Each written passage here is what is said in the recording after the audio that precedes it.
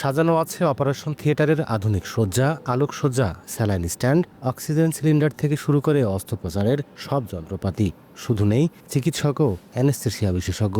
ঝিনাইদহের মহেশপুর উপজেলা স্বাস্থ্য কমপ্লেক্সে গত 1 বছর ধরে বন্ধ সিজারিয়ান অপারেশন। একই অবস্থা জেলার হরিণাকুণ্ডু, শৈলকুপা, কালীগঞ্জ, কোটচাঁদপুর উপজেলা স্বাস্থ্য কমপ্লেক্সের। স্থানীয়রা বলছেন, সরকারি হাসপাতালে সিজারিয়ান না হয় বাধ্য হয়ে প্রসূতিদের ছুটতে হচ্ছে দূরের কোনো ক্লিনিকে। এতে অর্থ অপচয়ের পাশাপাশি স্বাস্থ্য ঝুঁকিতে রোগীরা। যদি এখান থেকে সিজার হয় তো অল্প কিছুতে হয়ে যায়। এখন আমাকে ঝিনাইদহ গেলি কি অথবা কিনিলি গেলি অনেক 20-25 হাজার টাকা লাগবে। আমি গরিব মানুষ, এত টাকা পাবো পানি। ডাক্তার পাইনি, সেখানে হাসপাতালের কোনো পদ্ধতি পেলাম না বলে আমরা ক্লিনিক চাইছি। অপারেশন হয়তো সার করতো, এখন অজ্ঞান সারটার নাই, এই কারণে এখানে হয় না, রোগীও হয় না। আমরা চাই যে আমাদের এখানে সিজারটা অতি দ্রুত হোক। স্বাস্থ্য বিভাগ বলছে, অপারেশনের সবকিছুই ঠিক আছে, চিকিৎসক পদায়ন হলে আবারও সেবা দেওয়া সম্ভব হবে। সমাধানের জন্য আমরা উপর জানাইছি, লিখছি।